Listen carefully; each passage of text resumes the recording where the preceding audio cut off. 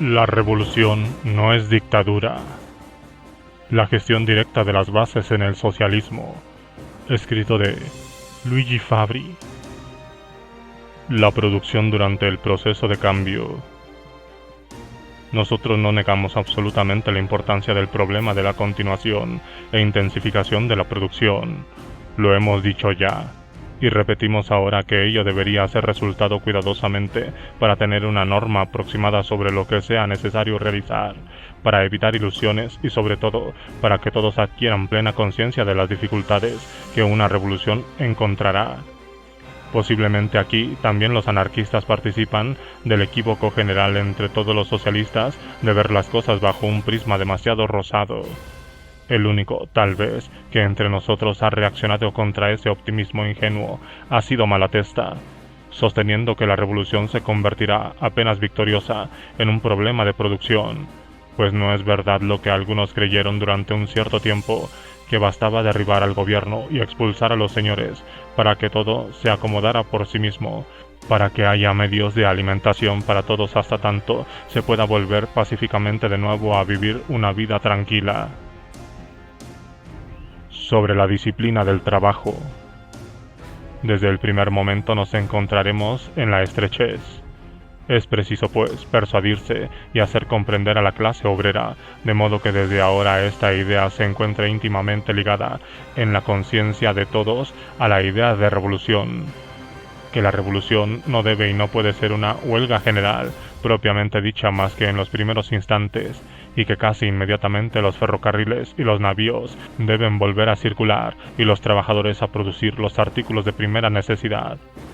Esto debe ocurrir aún mientras se combate, es decir, mientras una parte de la población obrera, la más joven y ardiente, se oponga a la resistencia armada burguesa y no pueda pensar en otra cosa, otra parte más débil e inapta para combatir, comprendidas las mujeres. Es preciso que trabaje en la retaguardia de la revolución para que no falte ni a los combatientes ni a las restantes población el pan, el vestido, el fuego. Solo para los primeros días podrán bastar las provisiones secuestradas en los almacenes y en las despensas privadas de la burguesía. En breve plazo no habrá ningún comestible que expropiar. Esto debe servir de consejo a los revolucionarios para no hacer demasiados derroches y para evitar destrucciones inútiles desde los primeros momentos, y a la clase obrera en general para volver rápidamente al trabajo, no ya para los demás sino para sí misma. De otro modo, el hambre abrirá las puertas y recibirá con los brazos abiertos al primer aventurero armado que desde un país reaccionario cualquiera se presente a restablecer la tiranía, llevando, o aún prometiendo, solamente un poco de pan. Pero es utópico, por no decir alocado, pensar que la clase obrera, inmediatamente después de haber sacudido el yugo, pueda ser forzada por un nuevo gobierno, aunque se haya constituido en su nombre, a trabajar como antes. Un gobierno que prefiera disciplinar con la fuerza, desde el centro, el trabajo de la clase obrera de toda una nación y obligar a ésta a la obediencia debería transformar toda fábrica en una cárcel, en el cual una mitad armada estaría para vigilar a la otra mitad que trabaja, y aún así no se lograría resultado alguno y la clase trabajadora se rebelaría muy pronto. Detengámonos en esta crítica a priorística, ya que no es posible que ningún socialista piense algo semejante, pero la verdad es que se debería llegar a tales conclusiones al aceptar, aún en el terreno de la producción, en el terreno económico, el concepto de la organización y de la disciplina dictatorial del trabajo. Por eso nos parece imposible, pero la experiencia demuestra que es así, que Lenin y sus partidarios interpretan la disciplina en el sentido restringido de someter a la autoridad central gubernamental toda la clase trabajadora, como si fuera un ejército obligado a obedecer sin discutir las órdenes de mando de los jefes.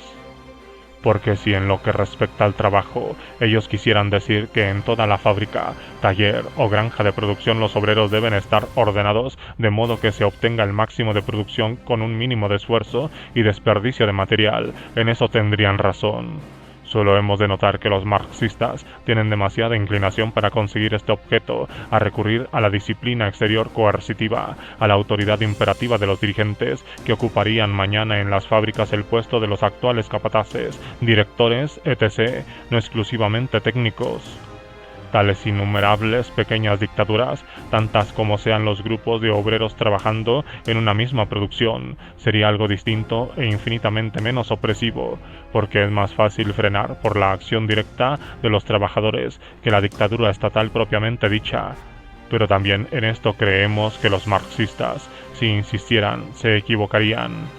Nosotros, aún en el ámbito restringido de la fábrica, del taller, de la granja, del campo, industrial, agrícola, de servicios públicos, etc., pensamos que es necesario, más sutil y menos nocivo hacer un llamado a la disciplina moral interior de cada individuo, al acuerdo entre los obreros sobre el modo de ejecutar el trabajo y, en fin, a su espontáneo reconocimiento de la mayor competencia de la dirección técnica para dar la mejor dirección y para guiar el trabajo.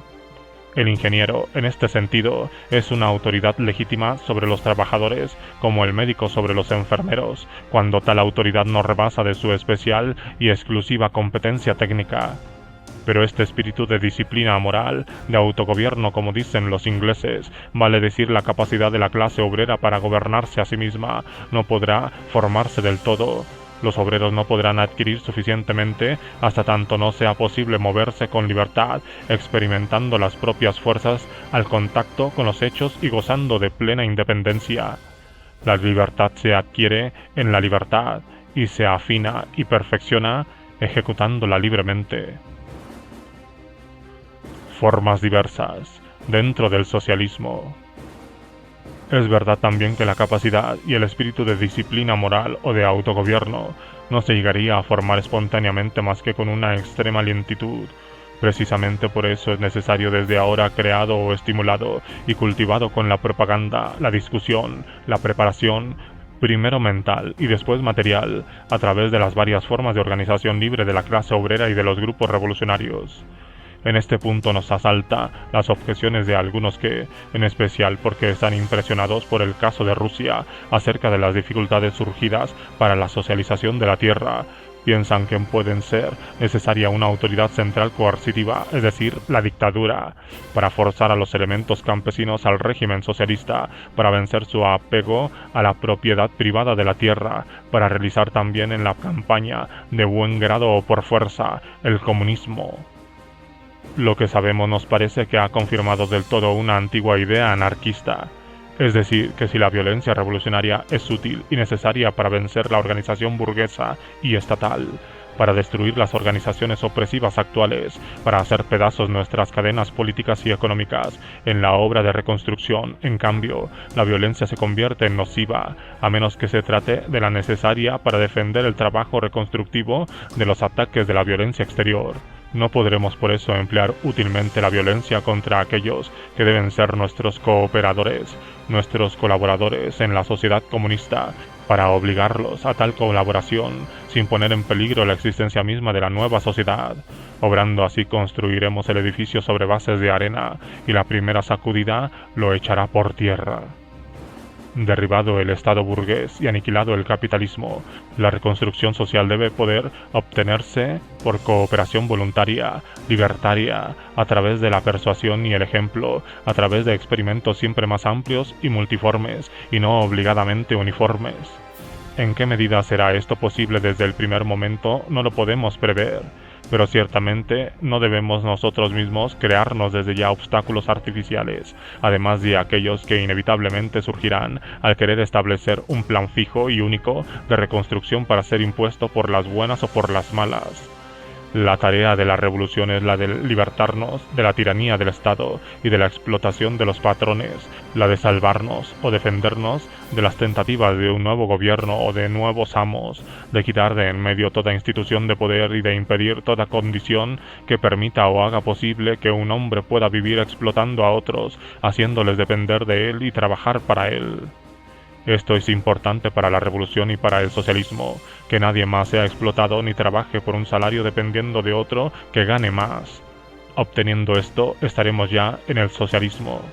Luego, en cuanto a los varios sistemas de organización del trabajo, de repartir los productos, etc., sería erróneo imponer por la fuerza un tipo único para todos. Nosotros somos comunistas porque creemos que la organización comunista de la producción y del consumo es el más perfecto tipo realizable del socialismo, en armonía con las múltiples necesidades de bienestar y de libertad de todos los hombres. Queremos para nosotros, por consiguiente, la libertad de organizarnos en comunismo en todas aquellas partes donde sea posible y donde encontremos gentes de acuerdo con nuestra manera de encarar ese asunto. Pero no pretendemos imponer por la fuerza a los demás nuestro sistema, seguros de que nuestro ejemplo será el mejor medio de persuadir a los demás a seguirnos, como el ejemplo ajeno podrá servir a su vez para mejorar, modificar, perfeccionar nuestro sistema. Nada impedirá que, a nuestro lado, en ciertos ramos de producción, para ciertos géneros de consumo, se experimenten sistemas diversos, siempre que en nosotros y en los demás presida el espíritu de apoyo mutuo para los intercambios, para los servicios públicos comunes, etc., y siempre que ningún sistema permita alguna forma de la explotación del hombre por el hombre. Entre los varios tipos de organización podrá haberlos más o menos centralizados, según el género del trabajo, de servicio público, de necesidades del ambiente, etc. Los sistemas y los organismos se modificarán sucesivamente según la experiencia, sobre el ejemplo de aquellos que resulten mejores, es decir, que cuesten menos trabajo y sean más útiles y productivos para el bien de todos. Aún en un régimen completamente anárquico, estamos persuadidos que, aunque la organización de la producción y del consumo sobre bases comunistas será el tipo dominante y la regla general, y precisamente porque será una regla libre y no obligatoriamente impuesta a todos, no impedirá ella que subsista, o por voluntad de los individuos, o por especiales necesidades del ambiente o del trabajo, formas diversas de organización, colectivistas, mutualistas, etc., y aún algunas formas de propiedad individual, a condición de que ésta no implique sometimiento o explotación de nadie. La actitud correcta frente al campesinado. Tanto más necesario será semejante estado de tolerancia recíproca en un periodo revolucionario. Esto es de tolerancia entre los explotados, entendámonos bien, entre los oprimidos y entre los trabajadores libertados del yugo, no de tolerancia hacia los opresores y los explotadores y sus inicuas tentativas de apoderarse de nuevo del poder y del privilegio. Entre los trabajadores, a quienes la revolución hizo libres de sus propios actos, desde el principio y desde el primer momento que las resistencias estatales hayan sido vencidas y comience el periodo de defensa y de organización revolucionarias, deberá reinar el máximo acuerdo posible, y este acuerdo no deberá ser sacrificado a la idea de obligar por la fuerza a las clases, grupos o individuos determinados del proletariado a plegarse a un tipo único preconcebido de organización, no querido por ellos, aun cuando sea óptimo teóricamente. Sobre todo es preciso evitar semejantes actos imperiosos contra la clase campesina, más capaz de interpretarlos en un sentido hostil, menos preparada para los cambios improvisados y más enemiga de ellos, y por otra parte demasiado numerosa para poderla dominar o para poder descuidar su hostilidad. Sentimos una claridad que, aunque no fuéramos anarquistas y no nos aconsejara el espíritu de libertad que nos es peculiar, consecuentemente, con nuestros principios, una actitud semejante la tendríamos igualmente por un sentido práctico de oportunidad revolucionaria, por la cual la revolución debe cuidadosamente evitar crearse hostilidades de cualquier especie entre las masas populares, debe huir de los escollos de la discordia y no debe estar obligada a dirigir las propias fuerzas más que contra las fuerzas reaccionarias y contra revolucionarias enemigas. Conciliar el apoyo y las simpatías de todas las corrientes proletarias y populares, dejándolas en libertad de desarrollo y de experimentación, cuando no se trate, se comprende, de tendencias reaccionarias partidarias del viejo régimen, en cuyo caso son combatidas justamente como enemigas. Tal debe ser la tarea de la revolución, y esta misión libertaria se encuentra en absoluto contraste con la práctica dictatorial, con toda tentativa de sobreponer un Estado centralizado a la revolución. Pueden ver aquí perfectamente aquellos que nos objetan que los anarquistas tenemos razón en la teoría pero no en la práctica, Y si fuera verdad, significaría simplemente que la teoría sería errónea, o que por lo menos nos acusan de no tener en cuenta el lado práctico de las cuestiones y de limitarnos solo a una discusión doctrinaria, como en esta cuestión de la dictadura, la teoría y la práctica van completamente de acuerdo, demostrando evidente que el anarquismo es una doctrina vital, realista e idealista al mismo tiempo, la mejor no solo en su visión de la sociedad futura, sino también como guía práctica en la conducta de la revolución. Al día siguiente de la revolución nos encontraremos de hecho en estas condiciones, donde subsiste el arrendamiento, los arrendatarios, eliminados los patrones, se convertirán en propietarios únicos de la tierra por ellos trabajada. Los campesinos que ya son pequeños propietarios de la poca tierra que ocupan y trabajan, quedarían como están. Donde subsiste el latifundio y la tierra es poseída por los patronos y trabajada por los jornaleros, o no trabajada del todo, o dejada para pastoreo, etc., se determinaría inmediatamente dos hechos.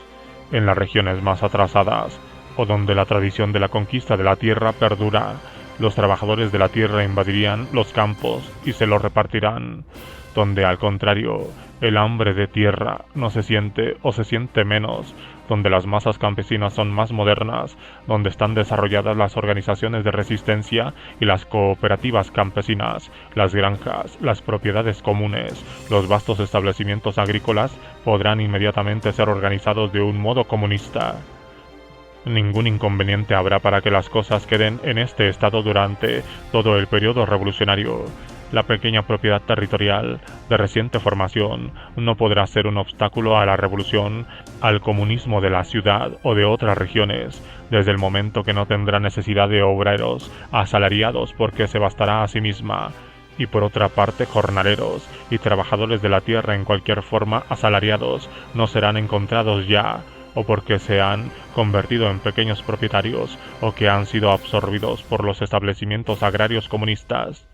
Lo importante será, pues, dar a todas la seguridad de que el nuevo régimen defenderá la nueva situación contra las tentativas reaccionarias y de que no podrá cambiar sin el expreso y voluntario consentimiento de los interesados. Lo importante será entonces dirigir a los trabajadores de la tierra, cualquiera que sea su sistema, hacia un cultivo intensivo del suelo para alcanzar el máximo rendimiento de los productos indispensables a la vida. Lo importante será, una vez más, proporcionar abundantemente a los campesinos, sin distinción alguna, para que ellos, en cambio, no mezquinen a la población urbana los productos de la tierra, las materias primas como los abonos, el vestido, el calzado, los instrumentos agrícolas de toda especie, desde los más simples arados a las máquinas más perfeccionadas. Si las organizaciones proletarias de la ciudad hicieran esto, no habría necesidad de dictadura para obligar a los campesinos a trabajar y darles de comer. Los campesinos serían los mejores aliados de la revolución. Conseguida la victoria, después, cuando todas las resistencias burguesas hayan sido vencidas, en la familia humana que entonces resultará, se podrá ir discutiendo con los campesinos mismos sobre la mejor organización de los terrenos cultivables. Y será, tenemos fe en ello, el ejemplo de la granja agrícola comunista la que poco a poco persuadirá a todos y poco a poco absorberá a los pequeños establecimientos familiares heredados de la vieja sociedad o formados durante el primer periodo revolucionario. Así se llegará al comunismo anárquico. Delegación de funciones y no delegación de poderes. Un amigo al que sometimos el dilema planteado por Malatesta: o las cosas son administradas según los libres pactos de los interesados y por parte de los interesados mismos, y entonces tenemos la anarquía, o son administradas según las leyes hechas por los administradores, y entonces tenemos el gobierno o Estado que fatalmente se hace tiránico. Nos objetaba que precisamente falta lo esencial, la facultad de administrar. ¿Pero qué es lo que confiere esta facultad? No ciertamente el hecho de ser los exponentes más descollantes de un partido, ni el de haber sido nombrados diputados o comisarios del pueblo. Se trata de una facultad técnica que no es privilegio de los gobernantes, como no es preciso ser gobernante para poder ejercitarla. Nosotros no excluimos los administradores técnicos a condición de que estos sean elegidos entre los interesados, condición principal para que sean competentes y administren según los pactos libremente estipulados entre los interesados mismos. Es decir, que se trata de delegación de funciones siempre revocables y no de delegación de poderes. Mientras esto no sea posible y sean los llamados administradores quienes hagan la ley según la cual administrarán, es decir, mientras sean gobernantes, es evidente que no habrá anarquía. En tal caso, cuya posibilidad no excluimos, la función de los anarquistas consiste en hacer propaganda y luchar para que el libre acuerdo sustituya a la ley coercitiva, pero de ningún modo convertirse en administradores gobernantes. Aún hoy, por lo demás, los que administran, en el sentido práctico de la palabra, no son los gobernantes. Estos, al contrario, dificultan la administración de los servicios y de la riqueza pública, mandan a los verdaderos administradores y desvían y hacen degenerar su misión en beneficio propio. ¿Acaso la industria o el comercio, los ferrocarriles, los correos y telégrafos, todos los servicios públicos, etc., están administrados por los gobiernos o por los ministros? Los verdaderos administradores son los funcionarios técnicos dependientes, casi siempre desconocidos que, por lo que de útil y necesario hacen, ninguna ventaja tienen en ser funcionarios estatales. Al contrario, les perjudica el servilismo que entorpece sus servicios. De igual modo, en la gestión de la riqueza privada, la función administrativa más útil, la única necesaria, no es ciertamente la de los accionistas, de los propietarios y de los banqueros, sino la del personal administrativo de cada servicio, de cada fábrica, de cada establecimiento, de cada empresa, estipendiado o asalariado, y no patrono. Ahora bien, ¿por qué no deberían usufructuarse sus facultades administrativas en modo libertario, sin sobreponer órganos de coerción y de contralor, inútiles en la práctica cuando no nocivos? Claro que mientras los interesados, o por lo menos un número suficiente de ellos, no tenga una cierta conciencia de sus necesidades y del mejor modo de satisfacerlas, y de sus derechos y deberes, no será posible la anarquía. Pero esta conciencia no se podrá formar en ellos mandándolos, imponiéndosela con la fuerza, sino creándoles nuevas condiciones que hagan posible la formación y desarrollo de tal conciencia.